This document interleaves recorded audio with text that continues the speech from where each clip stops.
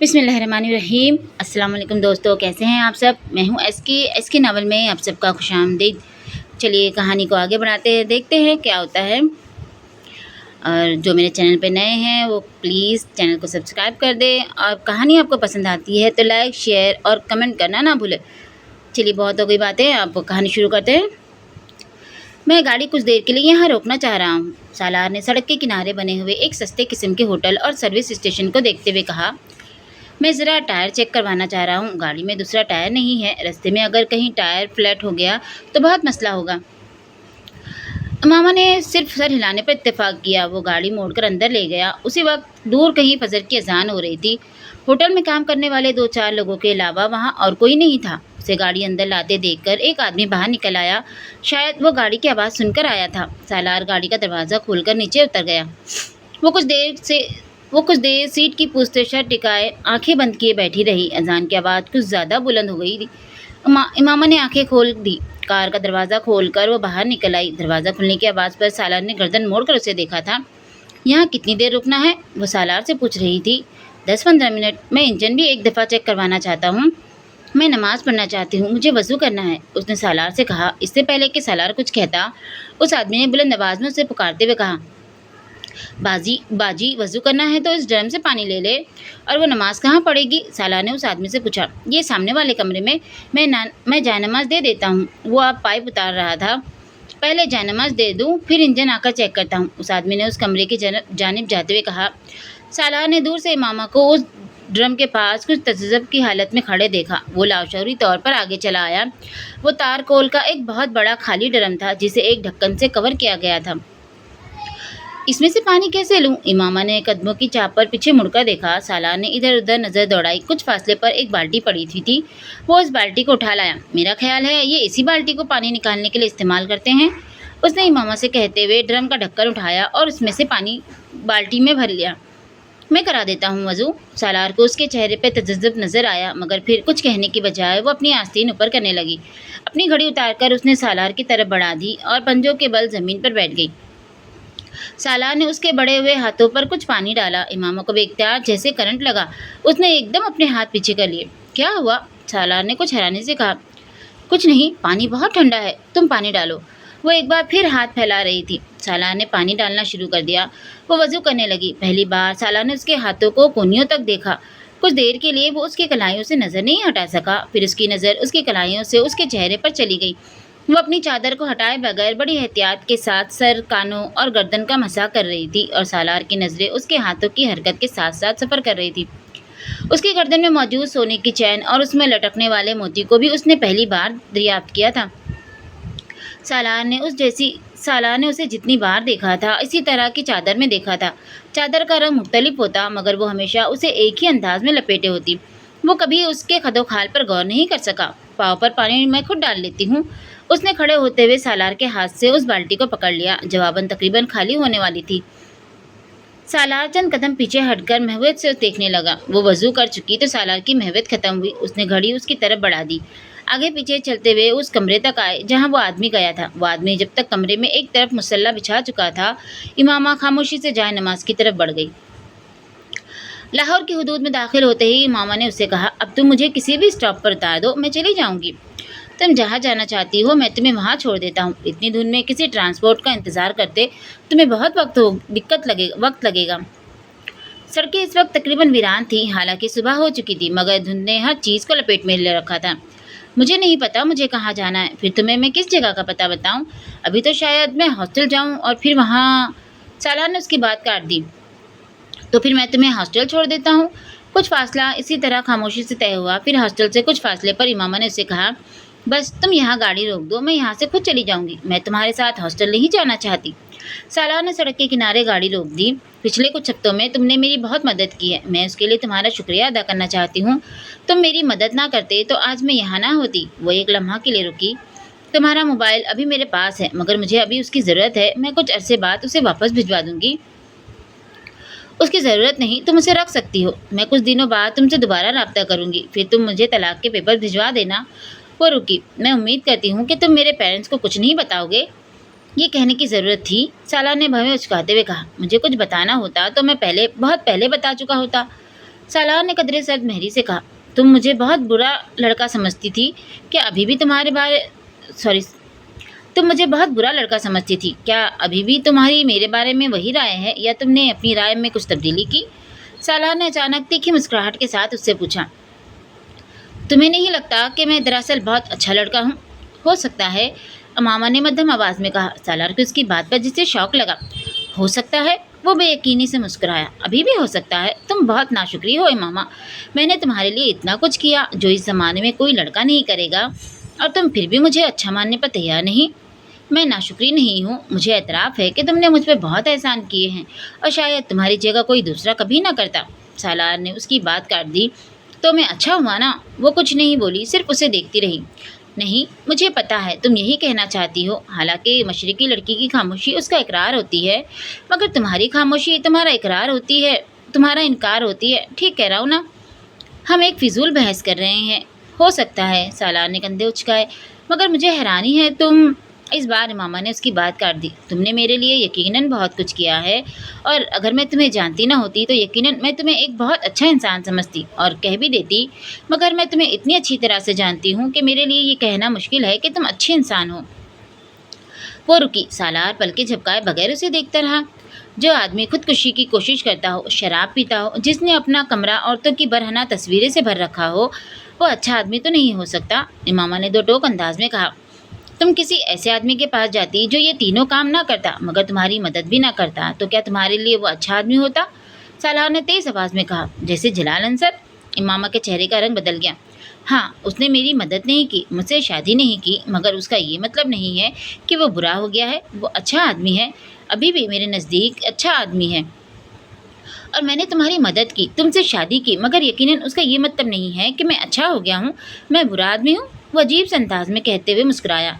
तुम्हारा खुद अपने बारे में क्या ख्याल है इमामा? क्या तुम अच्छी लड़की हो? उसने अचानक चुपते हुए अंदाज में पूछा, और फिर जवाब का इंतजार किए बगैर कहने लगा, मेरे नज़दीक तुम भी एक अच्छी लड़की नहीं हो। तुम भी एक लड़के के लिए अपने घर से भागी हो। अपने मंगेतर को धोखा दिया है तुमने, अपनी फैमिली की इज्जत को ख़राब किया है तुमने। सालार ने हर लिहाज बाला ताक रखते हुए साफ गोई से कहा। इमामा की आंखों में हल्की सी नमी आ गई। तुम ठीक कहते हो, मैं वाकई अच्छी लड़की नहीं हूँ। अभी मुझे ये जुमला बहुत से लोगों से सुनना है। मैं तुम्हें बहुत लंबी चौड़ी वजाहत दे सकती हूँ, मगर इसका कोई फ़ायदा नहीं। तुम इन चीज़ों को नहीं समझ सकते। फ़र्ज़ करो मैं तुम्हें लाहौर ना लेकर आता, कहीं और ले जाता, फिर मगर मैं तुम्हें बहफाजत यहाँ ले आया। ये मेरा तुम पर कितना बड़ा एहसान है, तुम्हें अंदाज़ा है इसका? इमामा गर्दन मोड़ कर उसे देखने लगी। मुझे यकीन था तुम मुझे कहीं और लेकर नहीं जाओगे। वो इसकी बात पर हंसा। मुझ पर यकीन था? क्यों? मैं तो एक बुरा लड़का हूँ। मुझे तुम पर यकीन नहीं था, अल्लाह पर यकीन था। सालार के माथे पर कुछ बल पड़ गए। मैंने अल्लाह और अपने पैगम्बर सल्लल्लाहु अलैहि वसल्लम के लिए सब कुछ छोड़ दिया है। ये कभी नहीं हो सकता कि वो मुझे तुम्हारे जैसे आदमी के हाथों रुसवा करते। ये मुमकिन ही नहीं था।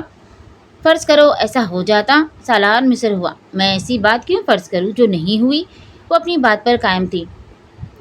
यानी तुम मुझे किसी किस्म का कोई क्रेडिट नहीं दोगी? वो मजाक उड़ाने वाले अंदाज में मुस्कुराया।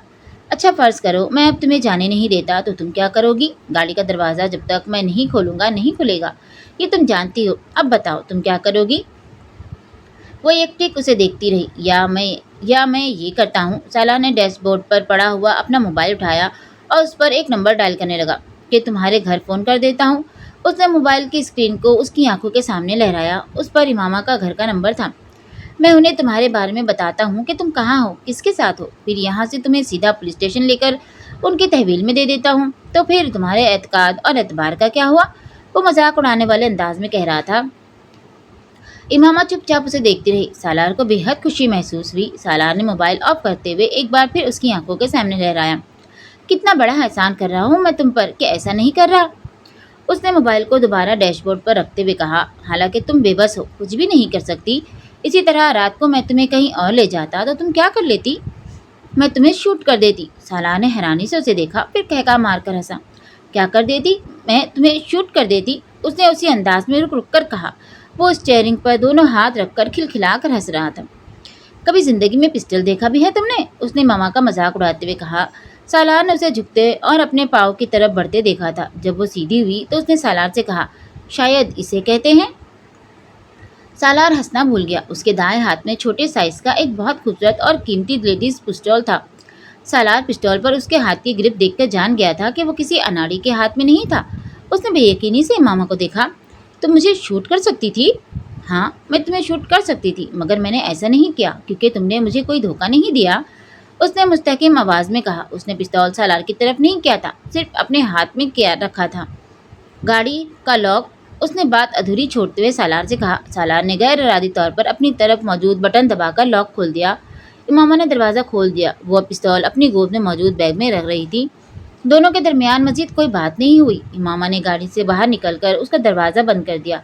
सालार ने उसे तेज़ कदमों के साथ एक करीबी आती हुई वैगन की तरफ जाते और फिर उसमें सवार होते देखा। उसकी कुव्वत मुशाहिदा बहुत तेज़ थी। वो किसी भी शख्स के चेहरे को पढ़ सकता था और उसे इस चीज़ पर बड़ा अज़म था। मगर वहाँ इस धुंध आलूद सड़क पर गाड़ी पर बैठे हुए उसने एतराफ़ किया, वो इमामा हाशिम को नहीं जान सका था। वो अगले कई मिनट स्टीयरिंग पर दोनों हाथ रखे बेयकीनी के आलम में वहीं बैठा रहा था। इमामा हाशिम के लिए उसकी नापसंदीदगी में कुछ और इजाफा हो गया था। वो वापसी पर धुंध की परवाह किए बगैर पूरी रफ्तार से गाड़ी चलाकर आया था। पूरा रास्ता उसका जहन इसी उधेड़बन में लगा हुआ था कि उसने पिस्तौल आखिर कहाँ से निकाला था। वो पूरे वशूक से कह सकता था कि जिस वक्त वो वजू के लिए पाँव धो रही थी, उस वक्त तो पिस्तौल उसके पिंडल के साथ नहीं था, वरना वो ज़रूर उसे देख लेता। बाद में नमाज पढ़ने के दौरान भी वो बगौर उसे सर से पाँव तक दिखता रहा था। पिस्तौल तब भी उसके पिंडल में नहीं के साथ बंधा हुआ नहीं था। वो बर्गर खाने और चाय पीने के बाद गाड़ी में आकर बैठ गई थी और वो कुछ देर बाद गाड़ी में आया था। वो यकीनन गाड़ी में मौजूद उसके बैग में ही होगा, वो अंदाजे लगा रहा था। वो जिस वक्त अपने घर पहुंचा उसका मूड ऑफ था। गेट से गाड़ी अंदर ले जाते हुए उसने चौकीदार को अपनी तरफ बुलाया। रात को मैं जिस लड़की के साथ यहाँ से गया था, तुम उसके बारे में किसी को नहीं बताओगे, बल्कि मैं रात को कहीं नहीं गया, समझ में आया? उसने तहमकाना अंदाज में कहा। जी, मैं किसी को नहीं बताऊंगा, चौकीदार ने फरमाबरदारी से सर हिलाया। वो अहमक नहीं था कि ऐसी चीज़ों के बारे में किसी को बताता फिरता। अपने कमरे में आकर वो इत्मीनान के साथ सो गया। उसका उस दिन कहीं जाने का इरादा नहीं था। वो इस वक्त गहरी नींद में था जब उसने अचानक किसी को अपने कमरे के दरवाजे को ज़ोर ज़ोर से बजाते सुना। वो एकदम उठकर बैठ गया। दरवाज़ा वाकई बज रहा था। उसने मंदी हुई नज़रों से वॉल क्लॉक को देखा जो 4 बजा रहा था। अपनी आंखों को रगड़ते हुए वो अपने बेड से उठ खड़ा हुआ। उसे दरवाज़ा बजाने वाले पर शदीद गुस्सा आ रहा था। इसी गुस्से के आलम में उसने बड़बड़ाते हुए एक झटके के साथ दरवाज़ा खोल दिया। बाहर मुलाजिम खड़ा था। क्या तकलीफ है तुम्हें? क्यों इस तरह दरवाज़ा बजा रहे हो? दरवाज़ा तोड़ना चाहते हो तुम? वो दरवाज़ा खोलते ही मुलाजिम पर चिल्लाया। सालार साहब, बाहर पुलिस खड़ी है, मुलाजिम ने घबराए हुए अंदाज में कहा। सालार का गुस्सा और नींद 1 मिनट में गायब हो गए। 1 सेकंड से भी कम अरसे में वो पुलिस के वहाँ आ जाने की वजह जान गया था और उनकी और इमामा के घर वालों की इस मुस्तादी पर हैरत हुई। आखिर चंद घंटों में सीधे उस तक कैसे पहुंच गए थे? किस लिए आई है पुलिस? उसने अपनी आवाज़ को पुरसुकून रखते हुए बेतासुर चेहरे के साथ पूछा। ये तो जी पता नहीं, वो बस कह रहे हैं कि आपसे मिलना है, मगर चौकीदार ने गेट नहीं खोला। उसने उनसे कह दिया है कि आप घर पर नहीं हैं, मगर उनके पास आपके वारंट है और वो कह रहे हैं कि अगर उन्हें अंदर नहीं आने दिया गया तो वो ज़बरदस्ती अंदर आ जाएंगे और तमाम लोगों को गिरफ्तार करके ले जाएंगे। सालार ने बेइख्तियार इत्मीनान भरा सांस लिया। चौकीदार ने वाकई बड़ी अक्लमंदी का मुजाहरा किया था। उसे यकीनन ये अंदाज़ा हो गया था कि पुलिस रात वाली लड़की के मामले में ही तफ्तीश के लिए वहाँ आई हुई थी। इसीलिए उसने ना तो पुलिस को अंदर आने दिया, ना ही उन्हें ये बताया कि सालार घर पर मौजूद था। तुम फिक्र मत करो, मैं कुछ ना कुछ करता हूँ, सालार ने मुलाजिम से कहा और वापस अपने बेडरूम में आ गया। वो किसी आम शहरी का घर होता तो पुलिस शायद दीवारें फलांग कर भी अंदर मौजूद होती, मगर इस वक्त वारंट होने के बावजूद उस घर का साइज़ और जिस इलाके में वो वाक़ था उन्हें खौफ में मुब्तला कर रहे थे। अगर इमामा का ख़ानदान भी असर रसूख वाला नहीं होता तो शायद इस वक्त पुलिस उस सेक्टर में आने और ख़ास तौर पर वारंट के साथ आने की जरूरत ही न करती। मगर इस वक्त पुलिस के सामने आगे कुआं पीछे खाई वाली सूरत थी। सालार ने बेडरूम के अंदर आते ही फ़ोन उठाकर कराची सिकंदर उस्मान को फ़ोन किया। पापा, एक छोटा सा प्रॉब्लम हो गया है, उसने छूटते ही कहा। यहाँ हमारे घर के बाहर पुलिस खड़ी है और उनके पास मेरी गिरफ्तारी के वारंट है। सिकंदर उस्मान के हाथ से मोबाइल गिरते गिरते बचा। क्यों? ये तो नहीं पता पापा, मैं सो रहा था, मुलाजिम ने जगाकर मुझे बताया। क्या मैं जाकर पुलिस वाले से पूछूं कि वो किस सिलसिले में मुझे गिरफ्तार करना चाहते हैं? सालार ने बड़ी फरमाबरदारी और मासूमियत के साथ सिकंदर उस्मान से पूछा। नहीं, बाहर निकलने या पुलिस को अंदर बुलवाने की ज़रूरत नहीं है, तुम अपने कमरे में ही रहो, मैं थोड़ी देर बाद तुम्हें रिंग करता हूँ। सिकंदर उस्मान ने अजलत के आलम में मोबाइल बंद कर दिया। सालार ने मुतमईन होकर फ़ोन रख दिया। वो जानता था कि अब कुछ देर बाद पुलिस वहाँ नहीं होगी, और वाकई ऐसा ही हुआ था। 10-15 मिनट के बाद मुलाजिम ने आकर उसे पुलिस के जाने के बारे में बताया। मुलाजिम अभी उससे बात कर ही रहा था जब सिकंदर ने दोबारा कॉल की थी। पुलिस चली गई है, सिकंदर ने उसकी आवाज़ सुनते ही कहा। हाँ, चली गई है, सालार ने बड़े इत्मीनान भरे अंदाज में कहा। अब तुम मेरी बात ठीक तरह से सुनो। मैं और तुम्हारी मम्मी रात को कराची से इस्लामाबाद पहुंच रहे हैं। तुम तब तक घर से कहीं नहीं निकलोगे, सुना तुमने? सालार को उनकी बात करने का अंदाज बहुत अजीब सा लगा। उन्होंने बहुत उखड़ अंदाज और सदमहरी से उससे बात की थी। सुन लिया। दूसरी तरफ से फ़ोन बंद कर चुके थे। सालार अभी फ़ोन बंद कर रहा था जब उसकी नज़र अपने कमरे के कारपेट पर पड़ी। वहाँ जूते के निशानात थे, और उसने देखा कि मुलाजिम भी कदरे हैरानी के आलम में उन निशानात को देख रहा था जो खिड़की से कतार की सूरत में बढ़ रहे थे। जूते के इन निशानात को साफ कर दो, सालार ने तहमकाना अंदाज में कहा। मुलाजिम कमरे से बाहर चला गया। सालार उठकर खिड़की की तरफ आ गया और उसने वो स्लाइडिंग विंडो पूरी तरह खोल दी। उसका अंदाज़ा ठीक था। जूते के वो मिट्टी वाले निशानात बाहर से आ रहे थे। बाहर बरामदे में भी मौजूद थे। मामा अपनी क्यारों से गुजरकर दीवार फलांग कर उनकी क्यारों में कूदी थी, और यही वजह थी कि उसके जूतों के तले मिट्टी से भरे गए थे। ओस की वजह से वो मिट्टी कम और कीचड़ ज़्यादा थी, और उसके बरामदे के सफ़ेद मार्बल पर वो निशानात बिल्कुल एक कतार की सूरत में आ रहे थे। वो एक गहरी सांस लेता हुआ अंदर आ गया। मुलाजिम कमरे में उन निशानात को साफ करने में मसरूफ़ था। बाहर बरामदे में भी पैरों के कुछ निशानात हैं, उन्हें भी साफ कर देना, सालार ने उससे कहा। ये किसके निशान हैं? मुलाजिम ज़्यादा देर अपने तजस्सुस पर काबू नहीं रख सका। मेरे, सालार ने उखड़ लहजे में कहा। वो रात को खाना खाने में मसरूफ़ था जब सिकंदर, उस्मान और तैयबा आ गए थे। उन दोनों के चेहरे सते हुए थे। सालार इत्मीनान से खाना खाता रहा। वो दोनों उसे मुखातिब किए बगैर उसके पास से गुजर कर चले गए थे। खाना ख़त्म करके मेरे कमरे में आओ, सिकंदर उस्मान ने जाते जाते उससे कहा था।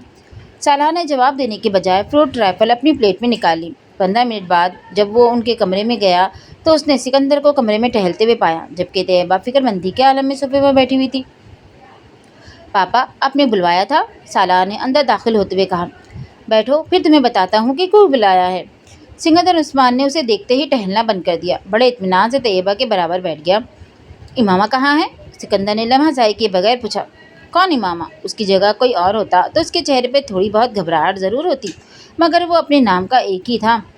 सिकंदर का चेहरा सुर्ख हो गया। तुम्हारी बहन? वो गुर्राए। मेरी बहन का नाम अनीता है पापा।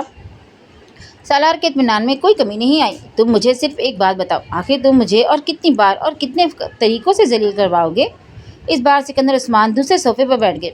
आप क्या कह रहे हैं पापा? मेरी समझ में नहीं आ रहा, सालार ने हैरानी से कहा। हालांकि तुम्हारी समझ में अब सब कुछ आ रहा है, उन्होंने तंदे अंदाज में कहा। देखो, मुझे आराम से बता दो कि इमामा कहाँ है। ये मामला इतना सीधा नहीं है जितना तुमने समझ लिया है। बाबा, आप किस इमामा की बात कर रहे हैं? मैं किसी इमामा को नहीं जानता। मैं वसीम की बहन की बात कर रहा हूँ। सिकंदर उस्मान इस बार गुर्राए। वसीम की बहन? वो कुछ सोच में पड़ गया। अच्छा, याद आया, वो जिसने मुझे ट्रीटमेंट दिया था लास्ट ईयर। हाँ वही। अब चूँकि तुम्हारी याददाश्त वापस आ गई है, इसलिए मुझे ये भी बता दो कि वो कहाँ है। पापा, वो अपने घर में होगी या मेडिकल कॉलेज के हॉस्टल में। मेरा उससे क्या ताल्लुक? उसने हैरानी से सिकंदर से कहा। उसके बाप ने तुम्हारे खिलाफ अपनी बेटी के अगवा का केस दायर करवाया है। मेरे खिलाफ? I don't believe it. मेरा इमामा से क्या ताल्लुक? उसने पुरसुकून लहजे और बेतासुर चेहरे के साथ कहा। यही तो मैं जानना चाहता हूँ कि तुम्हारा उसके साथ क्या ताल्लुक है। पापा, मैं उसको जानता तक नहीं हूँ। 1-2 बार के अलावा मैं उससे मिला तक नहीं। फिर उसके अगवा से मेरा क्या ताल्लुक? और मुझे तो ये भी नहीं पता कि वो अगवा हो गई है। सालार, अभी एक्टिंग बंद करो, मुझे बता दो कि वो बच्ची कहाँ है। मैंने हाशिम मुबीन से वादा किया है कि मैं उनकी बेटी को उन तक पहुँचाऊँगा, तो आप अपना वादा पूरा करें। अगर उनकी बेटी को उन तक पहुँचा सकते हैं तो ज़रूर पहुँचाइए, मगर मुझे क्यों डिस्टर्ब कर रहे हैं? इस बार सालार ने नागवारी से कहा। देखो सालार, तुम्हारी और मामा के दरमियान अगर किसी भी किस्म की अंडरस्टैंडिंग है तो हम उस मामले को हल कर लेंगे। मैं खुद उसके साथ तुम्हारी शादी करवा दूँगा। तुम फ़िलहाल ये बताओ कि वो कहाँ है। सिकंदर उस्मान ने इस बार अपने लबे लहजे में तब्दीली लाते हुए कहा। फॉर गॉड सेक पापा, स्टॉप इट। कौन सी अंडरस्टैंडिंग? कैसी शादी? मेरी किसी के साथ अंडरस्टैंडिंग होती तो मैं इसे अगवा करूँगा और मैं अंडरस्टैंडिंग डेवलप करूँगा इमामा जैसी लड़की के साथ। वो मेरी टाइप है। इस बार सालार ने बुलंद आवाज़ में कहा। तो फिर वो तुम पर उसके अगवा का इल्ज़ाम क्यों लगा रहे हैं? या आप उनसे पूछे, मुझसे क्यों पूछ रहे हैं? उसने नफसी नागवारी से जवाब दिया। आज हाशिम मुबीन कह रहे हैं, कल को कोई और आकर कहेगा और आप फिर मुझ पर चिल्लाना शुरू कर देंगे। मैंने आपको बताया है, मैं सो रहा था। जब पुलिस आकर बाहर खड़ी हो गई और अब आप आ गए हैं और आते ही मुझ पर। मुझे तो ये तक नहीं पता कि वसीम की बहन अगवा हुई है या नहीं। आखिर वो लोग मुझ पर इल्ज़ाम क्यों लगा रहे हैं? क्या सबूत है उनके पास कि मैंने उनकी बेटी को अगवा किया है? और बिलफर्ज मैंने अगवा किया भी है तो क्या मैं अब यहाँ अपने घर बैठा रहूँगा? मुझे इस वक्त उस लड़की के साथ होना चाहिए। सालार तल्खी से बोलता रहा। मुझे एसपी से तुम्हारे केस की तफसीलात का पता चला है। फिर मैंने कराची से हाशिम मुबीन को फ़ोन किया। वो मुझसे बात करने पर तैयार नहीं था। मुझे उससे बात करने के लिए मिन्नतें करनी पड़ी। उसने मुझे तुम्हारे बारे में बताया है। उसकी बेटी रात को गायब हुई है और तुम भी रात को गए गए हो और सुबह आए हो। तो पापा, इसमें अगवा कहाँ से आ गया? पहली बात तो यह है कि मैं रात को कहीं नहीं गया, और दूसरी बात यह है कि अगवा करने के लिए किसी के घर जाकर लड़की को ज़बरदस्ती ले जाना ज़रूरी है, और मैं किसी के घर नहीं गया। हाशिम मुबीन के चौकीदार ने रात को तुम्हें जाते और सुबह आते देखा है। उसका चौकीदार झूठा है, सालार ने बुलंद आवाज में कहा। मेरे चौकीदार ने तुम्हें रात को एक लड़की को कार में ले जाते देखा है, सिकंदर ने दांत पीसते हुए कहा। सालार चंद लम्हे कुछ बोल ना सका। सिकंदर यकीनन घर आते ही चौकीदार से बात कर चुके थे। वो मेरी एक फ्रेंड थी जिसे मैं घर छोड़ने गया था, उसने तैयबा को देखते हुए कहा। कौन है फ्रेंड? उसका नाम और पता बताओ। सॉरी पापा, मैं नहीं बता सकता, इट्स पर्सनल। यहाँ इस्लामाबाद छोड़ने गए थे? हाँ। तुम इसे लाहौर छोड़कर आए हो? एसपी ने मुझे खुद बताया है। तुम 4 नाकों से गुजरे हो, चारों पर तुम्हारा नंबर नोट किया गया है। रास्ते में तुमने एक सर्विस स्टेशन पर रुककर गाड़ी चेक करवाई है, उस लड़की के साथ वहाँ खाना खाया है। सिकंदर ने उस सर्विस स्टेशन और होटल का नाम बताते हुए कहा। सालार कुछ देर सिकंदर को देखता रहा, मगर उसने कुछ भी नहीं कहा। एसपी ने मुझे ये सब कुछ खुद बताया है। उसने अभी हाशिम मुबीन को ये सब कुछ नहीं बताया। उसने मुझसे कहा है कि मैं तुमसे बात करूं और खामोशी के साथ लड़की को वापस पहुंचा दूं, या उसके घर वालों को उस लड़की का पता बता दूं, ताकि ये मामला खामोशी से किसी मसले के बगैर ख़त्म हो जाए। मगर वो कब तक हाशिम मुबीन को नहीं बताएगा? वो दोस्ती का लिहाज करके सब कुछ छुपा भी गया। तब भी हाशिम मुबीन के और बहुत से ज़राए हैं, उसे वहाँ से पता चल जाएगा। अभी तुम्हारी पूरी ज़िंदगी जेल में गुजरेगी। सिकंदर ने उसे डराने की कोशिश की। वो मुतासिर हुए बगैर उन्हें देखता रहा। अब झूठ बोलना छोड़ दो और मुझे बता दो कि वो लड़की कहाँ है। वो लड़की रेड लाइट एरिया में है। सिकंदर को उसकी बात पर करने लगा। व्हाट? मैं उसे वहाँ से लाया था, वहीं छोड़ आया हूँ। वो सफ़ेद चेहरे के साथ सालार को देखते रहे। मगर वो इमामा नहीं थी। मैं परसों लाहौर गया हुआ था, वहाँ से मैं रात गुजारने के लिए उस लड़की को लाया था। आज मैं उसे वहाँ छोड़ आया था। मेरे पास उसका कोई कांटेक्ट नंबर तो नहीं है, मगर आप मेरे साथ लाहौर चलें तो मैं आपको उस लड़की के पास ले जाता हूँ, या पता बता देता हूँ। आप खुद या पुलिस को कहें कि वो उस लड़की से तस्दीक कर लें। कमरे में एकदम खामोशी छा गई। तैयबा और सिकंदर बेयकीनी से सालार को देख रहे थे, जबकि वो बड़े मुतमईन अंदाज में खिड़कियों से बाहर देख रहा था।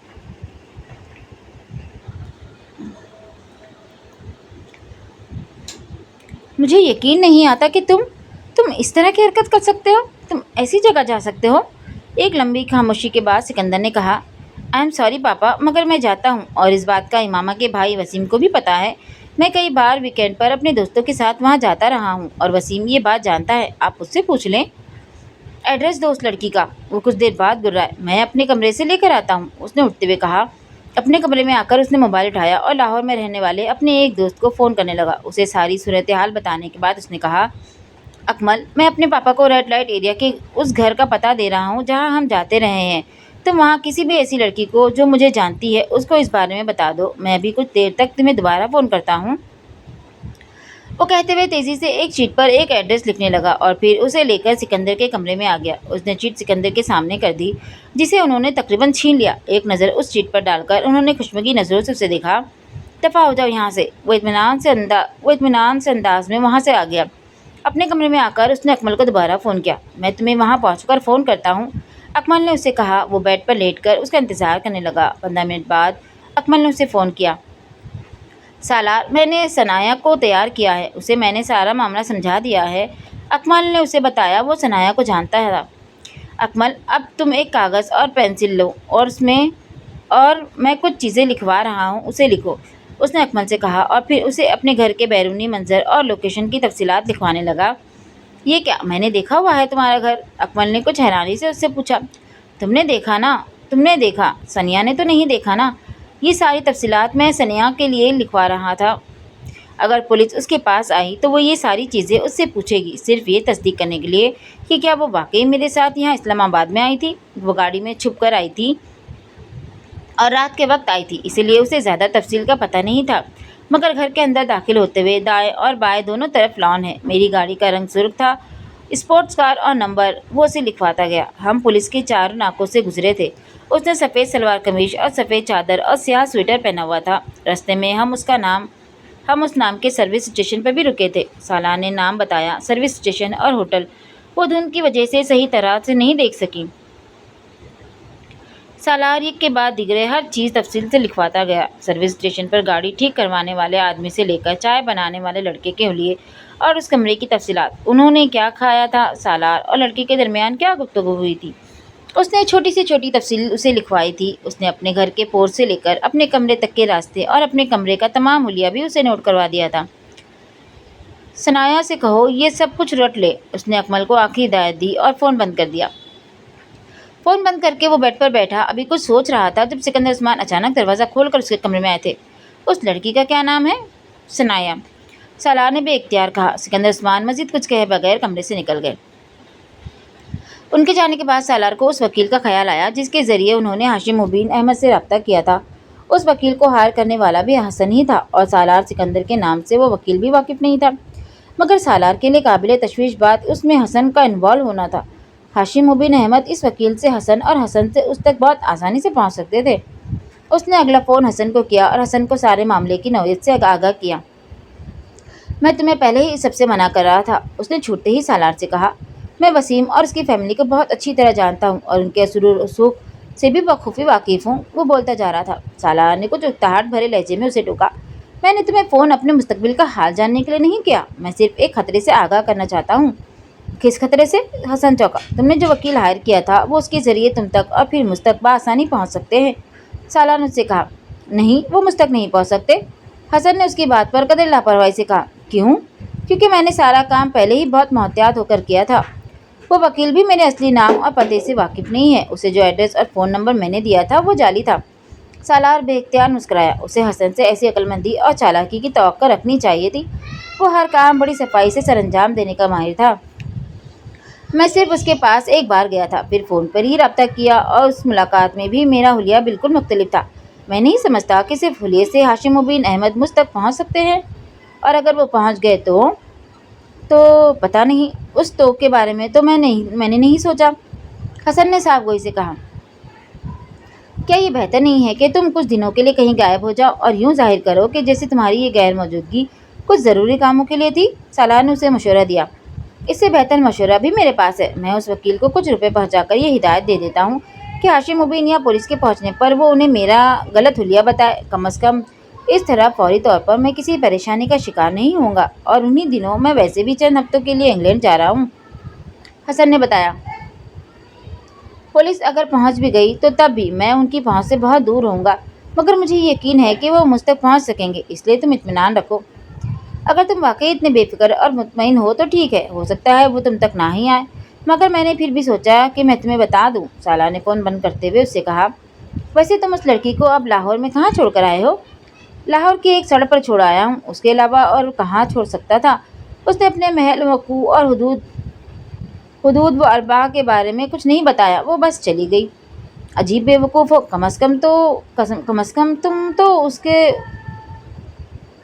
तुम तो उससे उसका ठिकाना पूछने का हौसला रखते थे। हाँ, मगर मुझे उसकी ज़रूरत नहीं पड़ी। सालार ने दानिस्तार मामा से आखिरी बार होने वाली अपनी गुफ्तगू गोल कर दी। मैं हैरान हूँ कि तुम अब किस तरह के मामलात में इन्वॉल्व होने लगे हो। अपनी टाइप की लड़कियों के साथ इन्वॉल्व होना दूसरी बात है, मगर वसीम की बहन जैसी लड़कियों के साथ इन्वॉल्व हो जाना, तुम्हारा टेस्ट भी दिन ब दिन गिरता जा रहा है। मैं इन्वॉल्व हुआ हूँ? तुम वाकई अकल से पैदल हो, वरना कम अज़ कम इस तरह की बात मुझसे ना करते। एडवेंचर और इन्वॉल्वमेंट में ज़मीन आसमान का फ़र्क होता है हसन साहब, सालार ने तंज़ लहजे में कहा। और आपने ये फ़ासला एक ही छलांग में तय कर लिया है सालार साहब, हसन ने भी उसी के अंदाज में जवाब दिया। तुम्हारा दिमाग ख़राब है और कुछ नहीं, और तुम्हारा दिमाग मुझसे ज़्यादा ख़राब है, वरना इस तरह की हिमाकत को एडवेंचर कभी ना कहते। हसन भी कदरे झिल्लाया हुआ था। अगर तुमने मेरी मदद की है तो इसका ये मतलब नहीं है कि तुम्हारे मुंह में जो आएगा तुम कहते रहोगे। सालार को उसकी बात पर अचानक गुस्सा आ गया।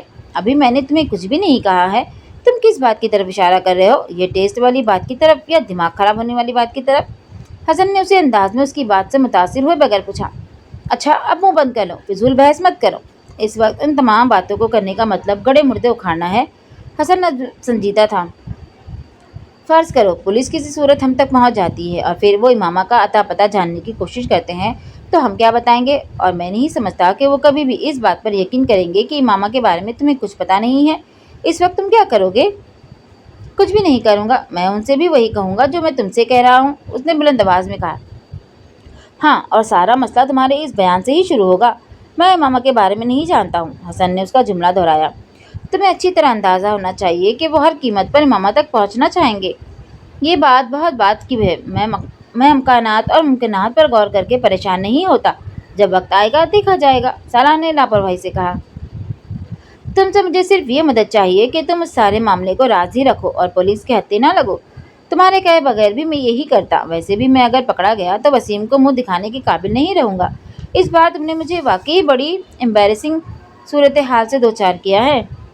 اوکے، میں فون بند کر رہا ہوں کیونکہ تم پھر وہی دورہ پڑنے والا ہے، وہی نصیحتیں، وہی پچھتاوا۔ You are acting like my father. Salar نے کھٹک سے فون بند کر دیا۔ اس کا ذہن پچھلی رات کے بارے میں سوچ رہا تھا اور اس کے ماتھے کی تیوریاں اور بل بہت نمایاں تھے۔ میں کبھی سوچ بھی نہیں سکتا تھا کہ یہ اس حد تک گر جائے گا۔ ریڈ لائٹ ایریا، مائی فٹ، کبھی میرے خاندان کی پچھلی 7 نسلوں سے بھی کوئی وہاں نہیں گیا، اور یہ لڑکا کیا ہے جو میں نے اسے نہیں دیا؟ کیا ہے جس کی کمی رہنے دی ہے؟ اور اسے دیکھو، کبھی یہ خودکشی کی کوشش کرتا پھرتا ہے اور کبھی ریڈ لائٹ ایریا۔ میرے اللہ، آخر کس حد تک جائے گا یہ؟ سکندر عثمان نے اپنا سر تھام لیا۔ مجھے تو گھر کے ملازموں پر بھی بہت زیادہ اعتراض ہے، آخر کیوں اس لڑکی کو انہوں نے اندر آنے دیا؟ گھر کے معاملات پر نظر رکھنی چاہیے انہیں۔ طیبہ نے بات کا موضوع بدلتے ہوئے کہا۔ گھر کے معاملات اور مالک کے معاملات پر نظر رکھنے میں زمین آسمان کا فرق ہوتا ہے۔ یہاں معاملہ گھر کا نہیں تھا، مالک کا تھا، سکندر نے طنزیہ لہجے میں کہا۔ اور پھر اس میں سے کسی نے بھی کسی لڑکی کو یہاں آتے نہیں دیکھا۔ وہ کہتا ہے وہ اسے اسی دن لایا تھا۔ چوکیدار کا کہنا ہے کہ ایسا نہیں ہوا، اس نے اس کے ساتھ کسی لڑکی کو آتے نہیں دیکھا۔ ہاں، جاتے ضرور دیکھا ہے، ملازموں کا بھی یہی کہنا ہے، انہوں نے نہ تو کسی لڑکی کو آتے دیکھا ہے نہ ہی جاتے دیکھا ہے۔ سکندر نے کہا۔ اس کا مطلب یہ ہے کہ وہ یقیناً اس لڑکی کو اچھی طرح چھپا کر لایا ہوگا۔ شیطانی دماغ ہے اس کا، یہ تم جانتی ہو۔ تم صرف یہ دعا کرو کہ یہ سارا معاملہ ختم ہو جائے، ہاشم مبین کی بیٹی مل جائے اور ہماری جان چھوٹ جائے تاکہ ہم اس کے بارے میں کچھ سوچ سکیں۔ سکندر عثمان نے کہا۔ میری تو سمجھ میں نہیں آتا کہ آخر مجھ سے ایسی کون سی غلطی ہو گئی ہے جس کی مجھے یہ سزا مل رہی ہے۔ میری تو سمجھ میں نہیں آتا کہ میں کیا کروں۔ وہ بے حد بے بس نظر آ رہے تھے۔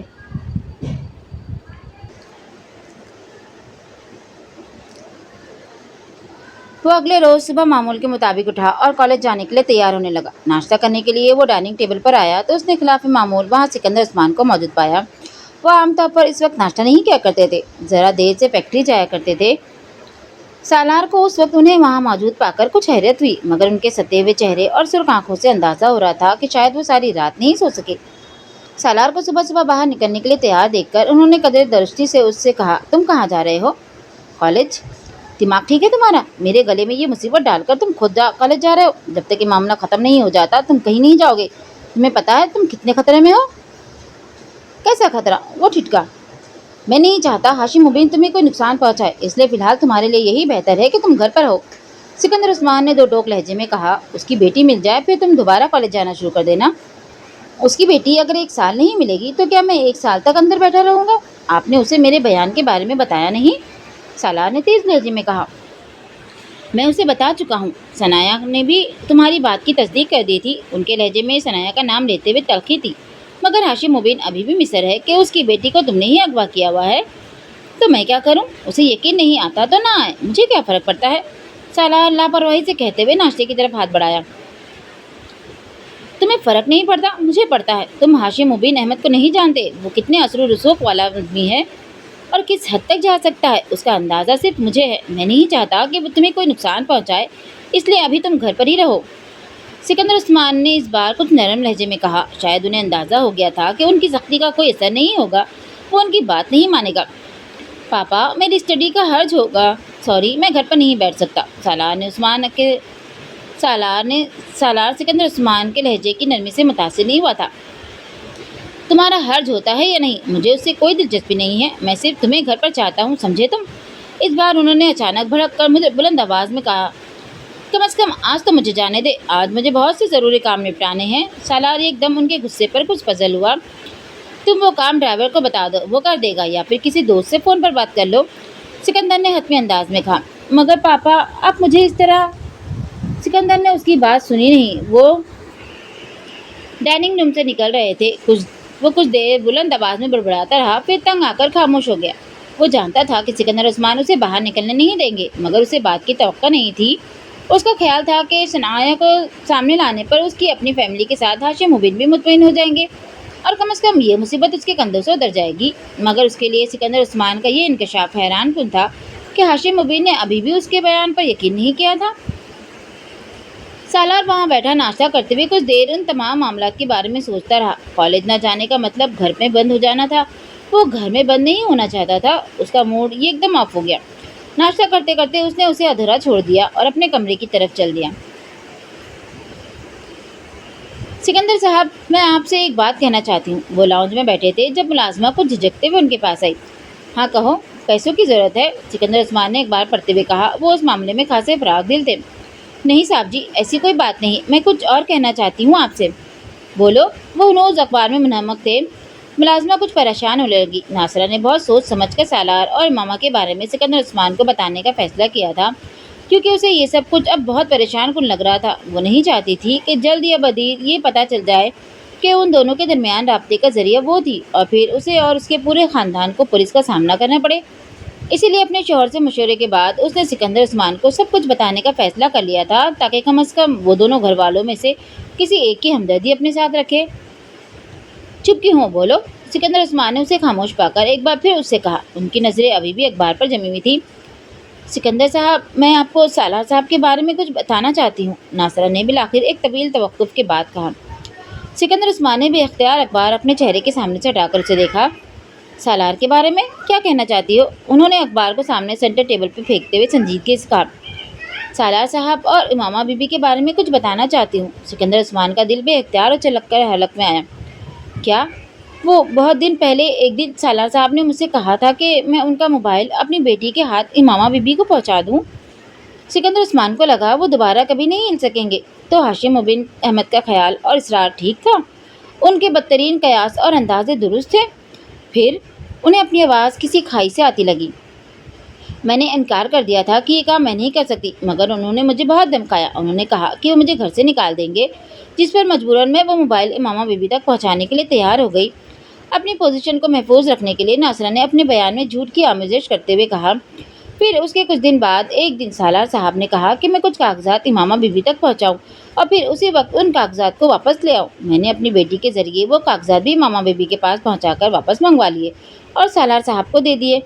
मैंने सालार साहब से उन कागजात के बारे में पूछा, मगर उन्होंने नहीं बताया। मगर मुझे शक था कि शायद वो निकाहनामा था, क्योंकि उस वक्त सालार साहब के कमरे में 5 लोग मौजूद थे। उनमें से एक कोई मौलवी भी था। सिकंदर उस्मान को वहाँ बैठे बैठे ठंडे पसीने आने लगे थे। और ये कब की बात है? इमामा बीबी के जाने से चंद दिन पहले, नासरा ने कहा। तुमने मुझे इस बारे में क्यों नहीं बताया? सिकंदर उस्मान ने दुरुस्त लहजे में कहा। मैं बहुत खौफजदा थी साहब जी। सालार साहब ने मुझे धमकियाँ दी थी कि अगर मैंने आपको या किसी और को इस बारे के मामले में बताया तो वो मुझे यहाँ से बाहर फिकवा देंगे, नासरा ने कहा। वो कौन लोग थे, उन्हें पहचानती हो? सिकंदर उस्मान ने बेहद इस्तराब के आलम में कहा। बस एक को, हसन साहब थे। उसने सालार के एक दोस्त का नाम लिया। बाकी और किसी को मैं नहीं पहचानती, नासरा ने कहा। मैं बहुत परेशान थी, आपको बताना चाहती थी, मगर डरती थी कि आप मेरे बारे में क्या सोचेंगे, मगर अब मुझसे बर्दाश्त नहीं हुआ। और कौन कौन इस बारे में जानता है? सिकंदर उस्मान ने कहा। कोई भी नहीं, बस मैं, मेरी बेटी और मेरा शौहर, नासरा ने जल्दी से कहा। मुलाजमों में से किसी और को कुछ पता है? तौबा करे जी, मैं क्यों किसी को कुछ बताती? मैंने किसी को कुछ भी नहीं बताया। तुमने जो कुछ किया उसके बारे में तो मैं बाद में तय करूंगा, मगर फ़िलहाल तुम एक बात अच्छी तरह जहन नशीन कर लो। तुम किसी को भी इस सारे मामले के बारे में नहीं बताओगी। अपना मुंह हमेशा के लिए बंद कर लो, वरना इस बार मैं न सिर्फ तुम्हें वाकई इस घर से निकाल दूंगा, बल्कि मैं हाशिम मुबीन और पुलिस से कह दूंगा कि ये सब कुछ तुमने करवाया है। तुमने ही उन दोनों को गुमराह किया था और तुम ही उन दोनों के पैगामात एक दूसरे तक पहुँचाती रही। फिर पुलिस तुम्हारे साथ और तुम्हारे ख़ानदान के साथ क्या करेगी, तुम्हें याद रखना चाहिए। तुम्हारी सारी उम्र जेल के अंदर ही गुजर जाएगी। वो गुस्से के आलम में उसे धमका रहे थे। नहीं साहब जी, मैं क्यों किसी को कुछ बताऊंगी? आप मेरी ज़बान कटवा दीजिएगा अगर मेरे मुझसे दोबारा इस बारे में कुछ सुने। नासिरा घबरा गई, मगर सिकंदर उस्मान ने रुखाई के साथ उसकी बात काट दी। बस काफ़ी है, अब तुम जाओ यहाँ से, मैं तुमसे बाद में बात करूँगा, उन्होंने उसे जाने का इशारा करते हुए कहा। सिकंदर उस्मान परेशानी के आलम में इधर उधर टहलने लगे। इस वक्त उनके सर पर वाकई आसमान टूट पड़ा था और उस वक्त उन्हें पहली बार सालार के हाथों बेवकूफ़ बनने का एहसास हो रहा था। वो किस ढटाई, महारत और बेहूदगी से उनसे झूठ पर झूठ बोलता और उन्हें धोखा देता गया था और उन्हें उसका एहसास तक नहीं हो सका था। और अगर मुलाजमा उन्हें ये सब कुछ ना बताती तो अभी भी ना टांग पे टांग रखे मुतमईन बैठे होते।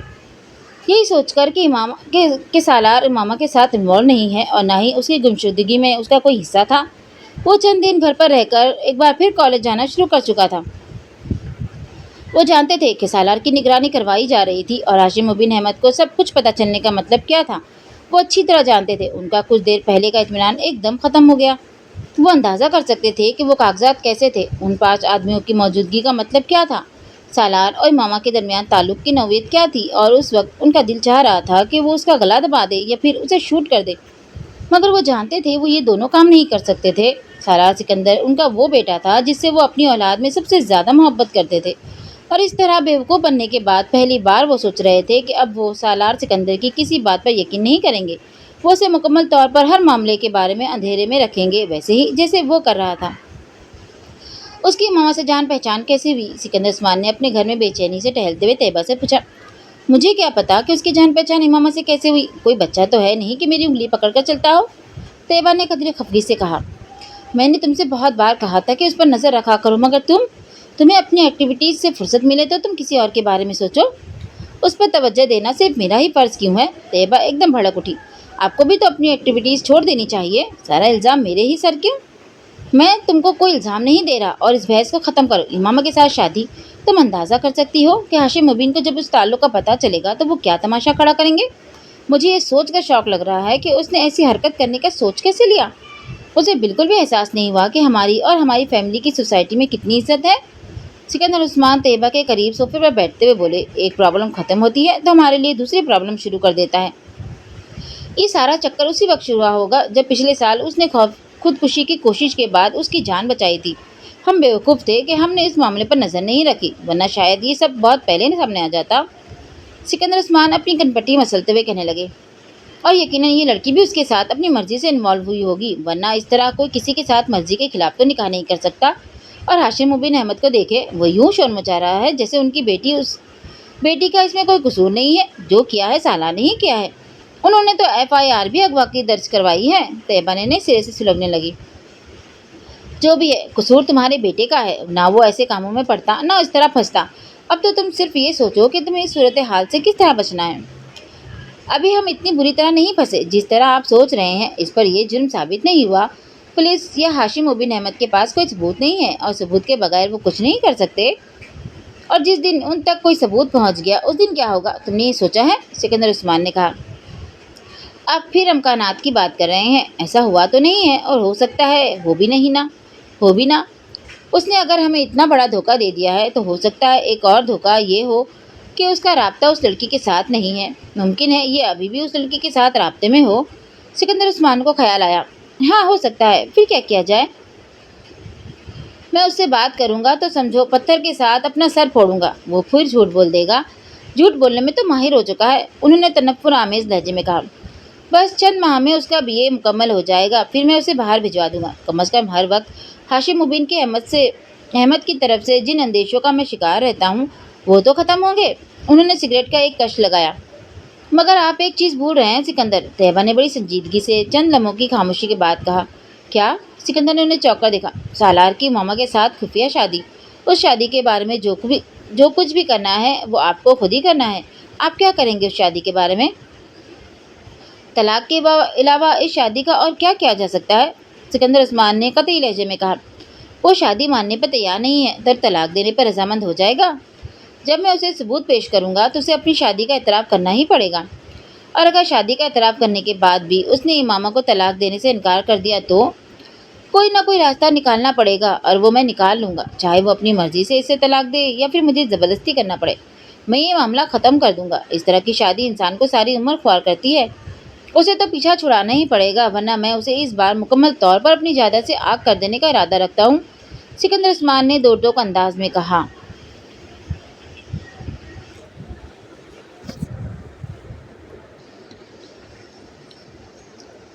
حسن کچھ دیر پہلے اسلام آباد کے ایک ہوٹل میں تھا جب اچانک اسے اپنے والد کی کال ملی۔